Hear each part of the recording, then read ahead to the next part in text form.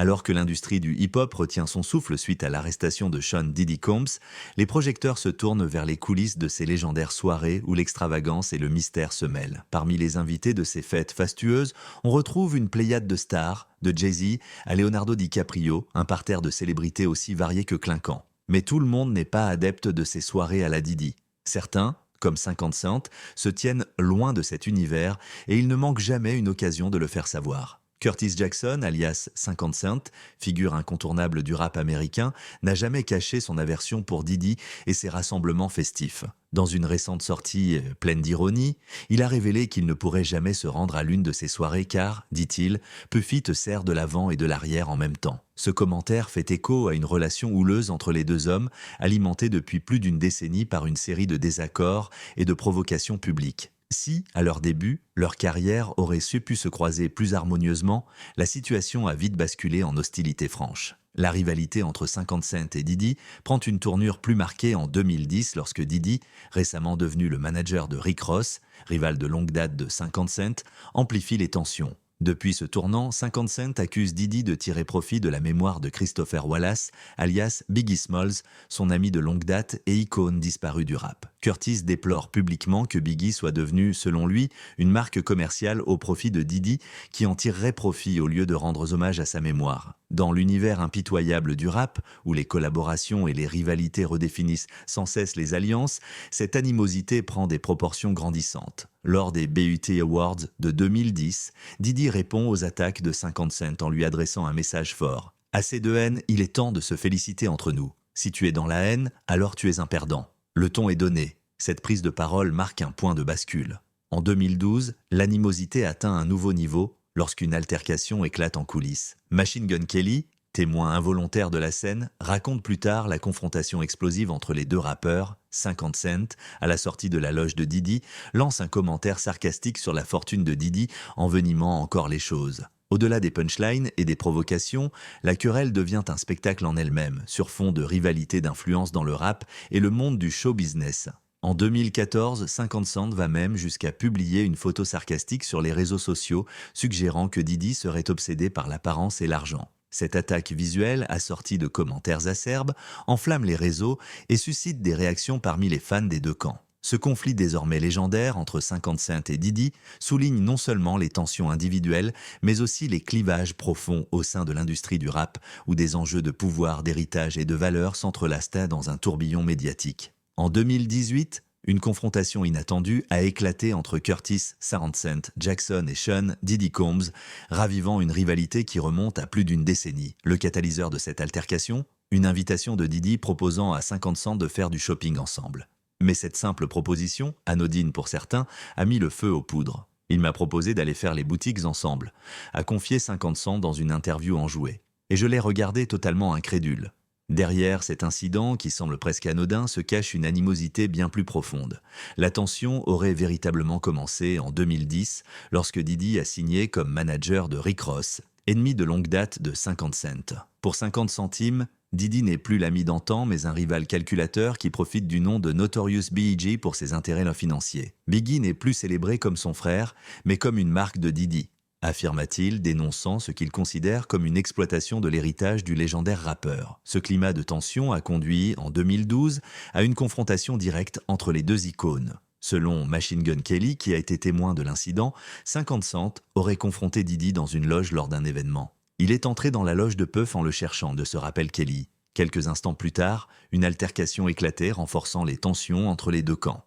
Depuis, la rivalité s'est surtout jouée sur les réseaux sociaux, où 50 Cent n'a pas hésité à attaquer Diddy publiquement. En 2014, il poste une photo montrant Diddy proche de Rick Ross, ajoutant un commentaire sarcastique insinuant que quelque chose clochait. La joute verbale s'intensifie et fait le bonheur des médias et des fans qui assistent avec curiosité à cette bataille entre titans du rap. Aujourd'hui, en 2024, l'animosité entre les deux hommes n'a fait que se renforcer. Après une perquisition impliquant Diddy en mars, 50 Cent n'a pas manqué de relancer son trolling légendaire. « C'est pas Diddy do it, c'est Diddy done », a-t-il déclaré avec ironie. Et lorsqu'une vidéo de Diddy faisant du vélo dans Miami a fait surface, 50 Cent a immédiatement tourné la situation en dérision. Les moqueries se poursuivent sans fin. Dans ce jeu de provocation, 50 Cent et Diddy n'ont pas seulement alimenté une rivalité, mais un véritable feuilleton où la haine et l'humour se confondent, captivant des millions de spectateurs à travers le monde. Il semble que, dans ce combat acharné, l'expression « c'est vraiment pour les Benjamins »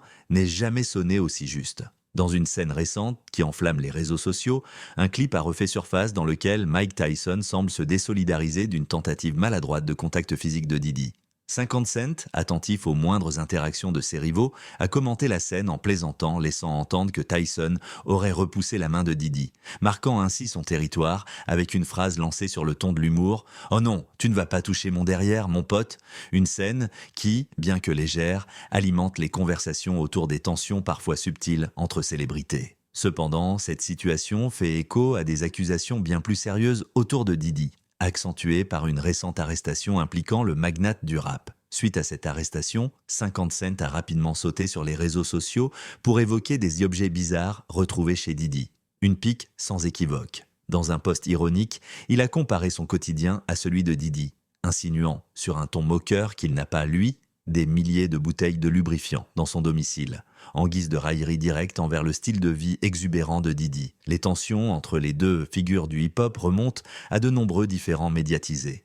50 Cent n'a jamais caché ses soupçons envers Diddy, qu'il accuse depuis des années d'avoir commandité le meurtre de Tupac Shakur. Dans une série de déclarations et de textes, 50 Cent, tout comme Eminem dans son morceau controversé Kill Shot, évoque une possible implication de Diddy. Dans ce titre, Eminem prononce des paroles provocantes « Le jour où tu sortiras un hit est celui où Diddy avouera », jetant ainsi un nouveau voile de suspicion sur l'affaire. Joe Budden a également récemment partagé un échange troublant avec Diddy lui-même, soulignant que ce dernier semblait indifférent face aux rumeurs. Diddy aurait, selon Budden, simplement répondu « Je n'ai rien à dire là-dessus, c'est entre mes mains », une phrase qui laisse les spéculations ouvertes. De plus, un autre nom vient ternir l'image de Diddy dans cette affaire. Kef D, un ancien membre d'un gang de Los Angeles, a affirmé sur plusieurs plateformes que Diddy lui aurait proposé $1 million pour éliminer Tupac. Des affirmations qui, l'année dernière, ont même conduit à son arrestation. Au cœur de cette dynamique complexe, Eminem n'a pas hésité à intensifier les attaques dans ses paroles. Dans sa chanson Fuel, il évoque avec audace les accusations de manipulation qui pèsent sur Diddy, reprenant une symbolique lourde et incisive dans le monde du rap. Dans une autre piste, Antichrist, Marshall Mathers va même jusqu'à rappeler un incident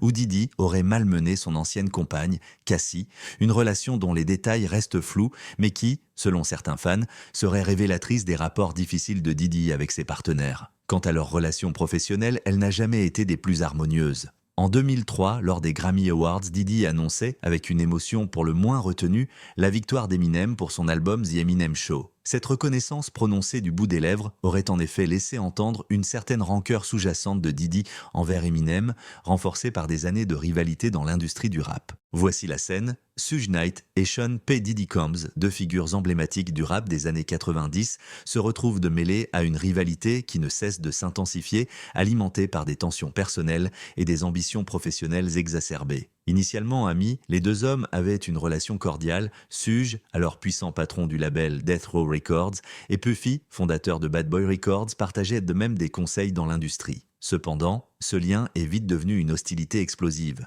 À l'époque, Puffy venait de lancer son label et préparait la sortie de l'album de Notorious B.I.G., Ready to Die. Désireux d'obtenir l'avis de Suge, il lui demanda même les instrumentaux de certains morceaux, une requête que Suge jugea bien audacieuse. Ce fut le début d'un ressentiment profond. Il voyait Puffy s'immiscer dans chaque projet de ses artistes, accaparant la scène, ce qui empêchait selon lui leur talent de s'épanouir. La relation se détériora davantage lorsque Tupac Shakur, qui entretenait des liens avec Suge et son label, accusait Puffy et Biggie d'avoir participé à un complot contre lui lors d'une attaque au Quad Recording Studio de New York. Cet incident allait cimenter l'animosité entre Death Row et Bad Boy. En 1995, Suge profita de la cérémonie des Source Awards pour lancer une pique mordante. Si vous êtes un artiste et que vous voulez rester au centre de l'attention sans que le producteur soit dans tous les clips, venez chez Death Row. La remarque visait directement Puffy, dont le besoin de briller suscitait de vives critiques. Puffy, de son côté, choisit de temporiser.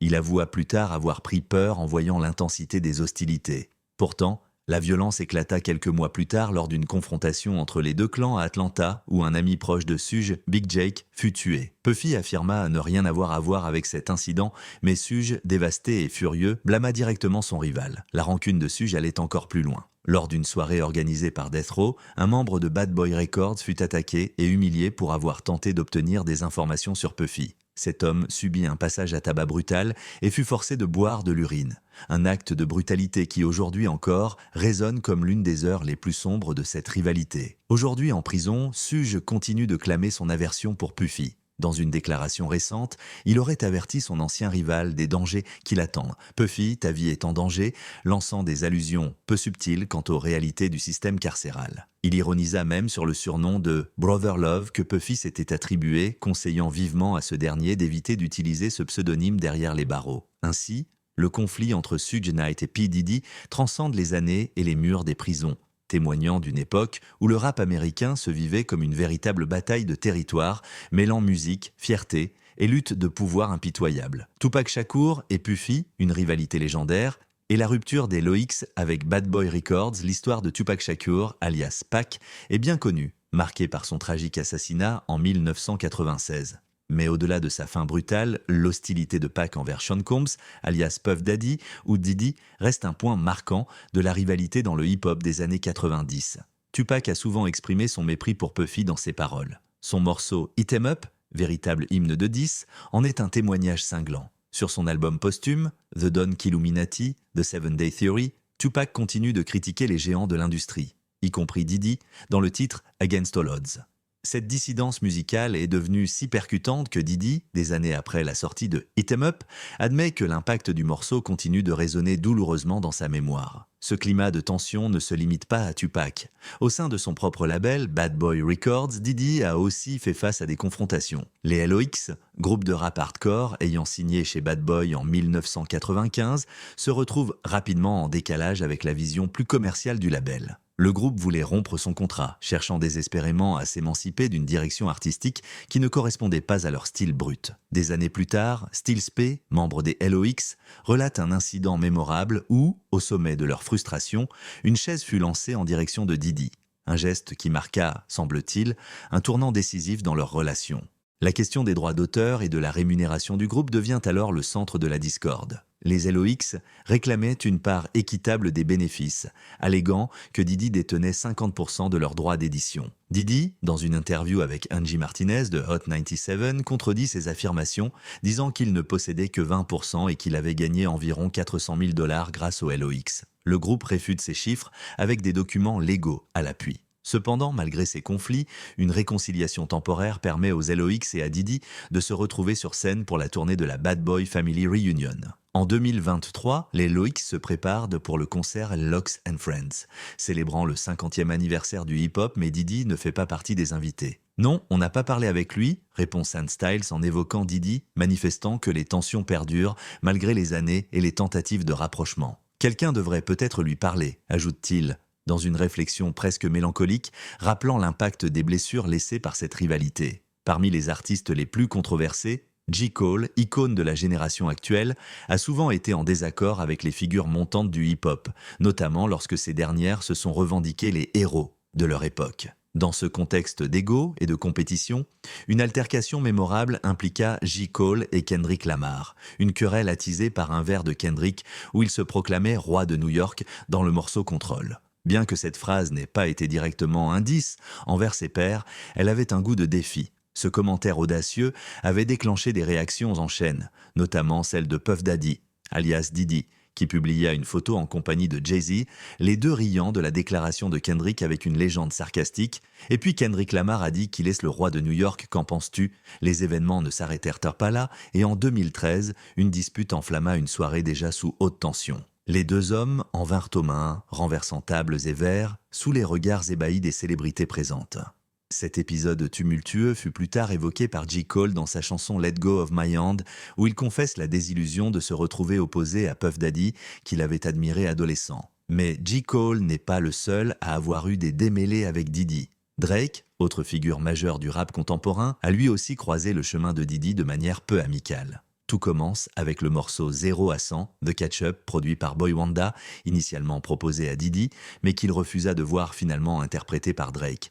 Diddy, furieux, aurait confronté Drake en 2014 dans une discothèque de Miami, allant jusqu'à lui asséner une gifle mémorable. Alors que Diddy s'est publiquement défendu en niant l'incident, Drake a subtilement répondu à travers des morceaux tels que 4 heures après-midi à Calabasas, laissant planer un doute sur l'existence de tensions sous-jacentes. Dernièrement, Drake a relancé les spéculations en publiant une scène du film The Big Short dans laquelle le personnage de Ryan Gosling affirme ne jamais avoir fréquenté ces idiots en dehors du travail. Un clin d'œil ironique, peut-être, aux célèbres soirées de Diddy dans les années 2000, dont la réputation sulfureuse n'a cessé d'alimenter les rumeurs. À travers ses rivalités et confrontations, le rap confirme qu'au-delà de la musique, il est aussi le théâtre d'affrontements d'ego et de pouvoir, où chaque figure marque de son empreinte une scène où la loyauté est souvent un concept éphémère. Dans une série de déclarations enflammées, Kanye West a récemment relancé les hostilités contre plusieurs célébrités, y compris Meek Mill et Sean Diddy Combs, en dénonçant ce qu'il considère comme une trahison de leur part. Kanye a notamment accusé les proches de sa fille et les médias de l'avoir coupé de sa propre famille, affirmant ne même pas avoir l'adresse de l'endroit où se trouvait son enfant lors d'un rassemblement familial. C'est Travis Scott, selon Kanye, qui lui aurait finalement fourni l'adresse, tandis que d'autres, comme Meek Mill et Diddy, seraient restés silencieux. Vous faites semblant d'être dur, mais vous n'êtes même pas capable de vous imposer, a-t-il lancé dans une tirade amère visant plusieurs figures de l'industrie musicale qu'il qualifie de « faux durs ». L'animosité entre Kanye et Diddy remonte à 2022 lorsqu'une interview de Diddy au Breakfast Club a mis en lumière son désaccord avec le choix controversé de Kanye de porter un t-shirt White Lives Matter. Bien qu'il ait exprimé son désaccord, Diddy s'est abstenu de condamner fermement son ancien ami. Kanye n'a pas manqué de réagir. Il a envoyé à Diddy un message incendiaire lui demandant même de faire quelque chose d'illégal pour prouver son engagement. Lorsque Diddy a répondu en proposant une rencontre, Kanye aurait répliqué en le traitant de « mouchard », refusant toute tentative de dialogue. Dans la foulée, la discorde a continué d'alimenter les polémiques sur les réseaux sociaux et lors de spectacles. Kanye a ignoré Diddy lors du festival Rolling Loud à Los Angeles cette année, où ce dernier aurait tenté d'apaiser les tensions. Gucci Mane, quant à lui, s'est immiscé dans la querelle en publiant une diss track intitulée « No Diddy », où il martèle 19 fois un refrain dénonciateur, appuyant encore la marginalisation de Diddy dans le milieu du rap. Dans cet univers bouillonnant de querelles et de rivalités, certains internautes continuent de suivre avidement les théories autour de Diddy, l'accusant d'être lié à la mort de Tupac Shakur. L'ombre de cette accusation persistante plane sur lui depuis des décennies, alimentée par chaque nouvelle rumeur. Pour ceux qui s'intéressent aux coulisses sombres du rap, ces rivalités et histoires enflammées continuent de fasciner, alimentant des vidéos et des discussions en ligne.